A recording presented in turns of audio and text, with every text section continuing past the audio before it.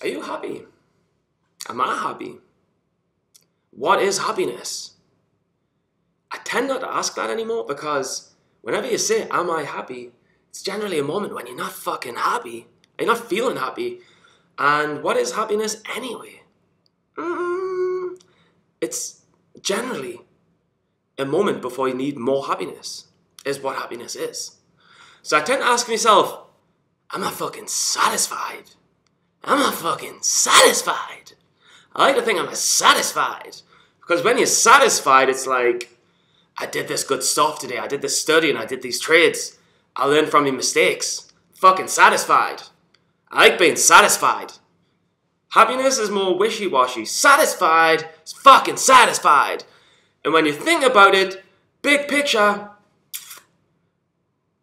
only got one life, and then you're dead. Maybe you go to heaven, maybe you don't. Who the fuck knows? But what is beautiful is we got one shot at life. And I could only ask for one other thing. And that is, say the world's been around for 8 billion years. It will last, the sun will last for 8 billion years. 4 billion years have gone, we're about halfway through. There's another 4 billion to go. My only other ask would be to be with the species, because there will be a species in 4 billion years' time. Not us, not humans, we will long gone be extinct. Long gone. But I'd like to be with this species, which will be as different to us today as we are to bacteria. I'd love to be with that species, watching the final rays as the sun goes down.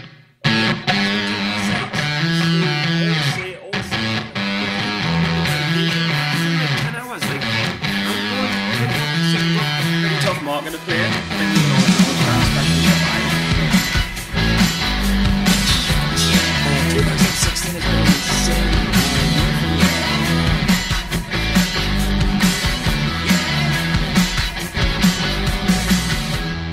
Welcome to Jonk does PennyStocking. Epic show today, and I just want to say quickly, webinars from Mark, Crook and Tim Sykes. Very good time to be in the challenge, be in silver, links below.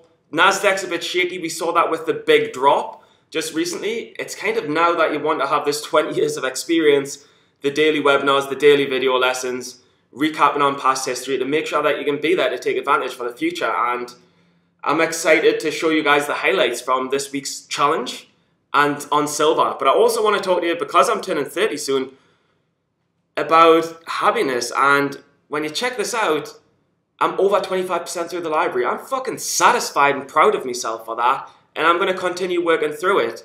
But as I've got older, the things that I've learned is like, everything that offers you short-term happiness, like, we've always been friends. You know what? We always have been friends. We've always liked each other. We kind of have. Do you know what else I like? What else do you like?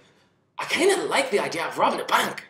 Like, these ideas are, you learn as you get older, not that I do drugs, but you learn as you get older that anything related to short-term happiness, drugs, alcohol, crazy bludgers with money, none of it really gets you anywhere.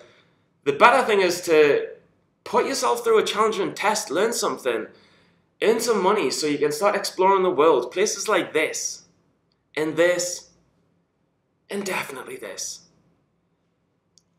Working hard always pays off. I've been studying a year now, and if you see my winning percentages, I was winning 20% of the time the first 6 months I was learning. The last 6 months I've been winning 40% of the time on average. So it really does change, but you've got to watch the webinars and the lessons. That's enough of rambling. Enjoy the lesson.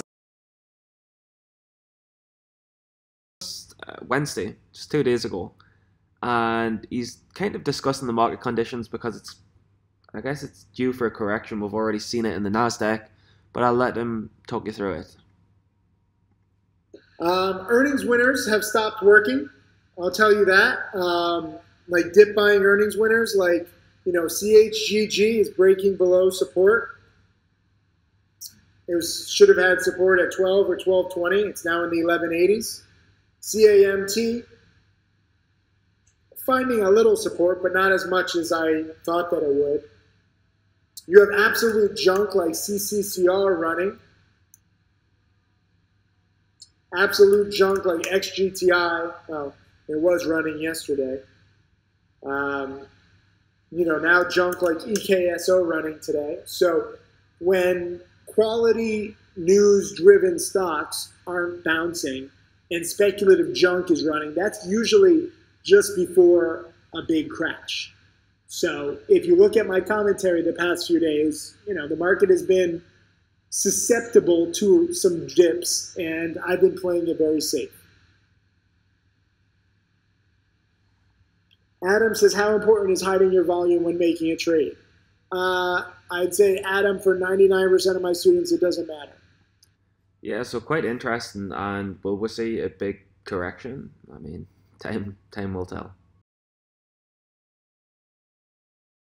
Definitely been a lot more short biased. And listening to Mark, yeah, he kind of explains why he's short biased.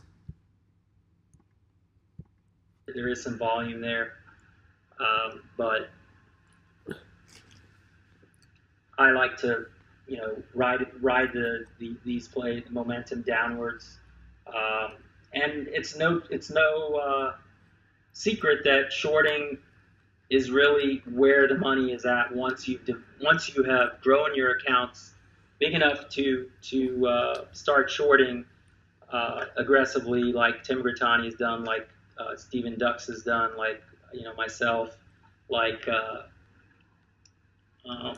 you know, Michael Good, of course, and even, you know, Tim himself, Tim Sykes, who he made a lot of money also on the long side in a bull market, but really specialized more in the short selling side of things. But I think it's important to you know, learn the ins and outs of buying some of these plays to really build up your account. But ultimately, you have to get short biased. You find the borrows, find the right brokers, and I know Tim Grittani was shorting 20,000 shares of HTGM this morning at 4, and guess what? It's at 310.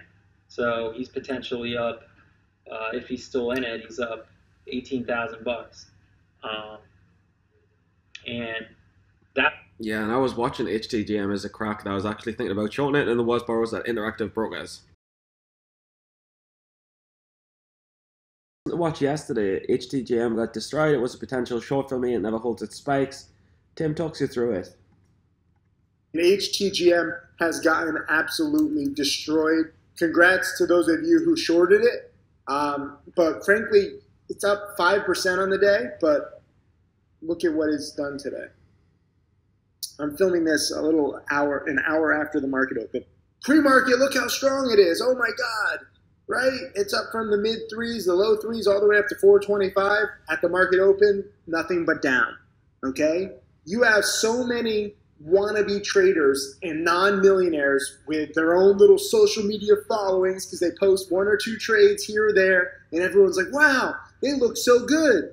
And every single person who bought HTGM pre-market was dead wrong.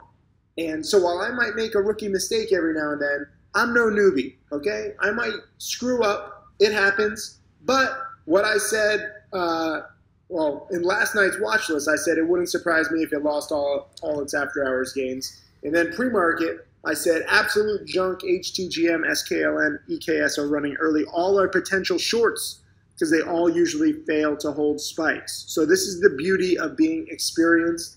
And the reason I'm sharing this is I would say to you, if you don't normally do it, look back at a 6-month chart, look back at a 1-year chart of HTGM gapping up, and see how often it fails.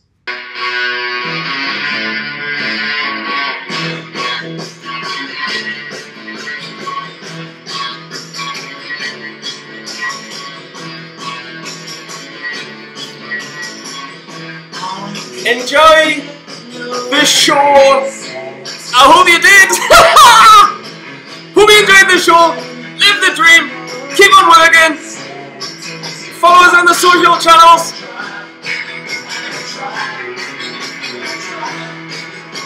We'll see you all later. Market's about to open. Woo!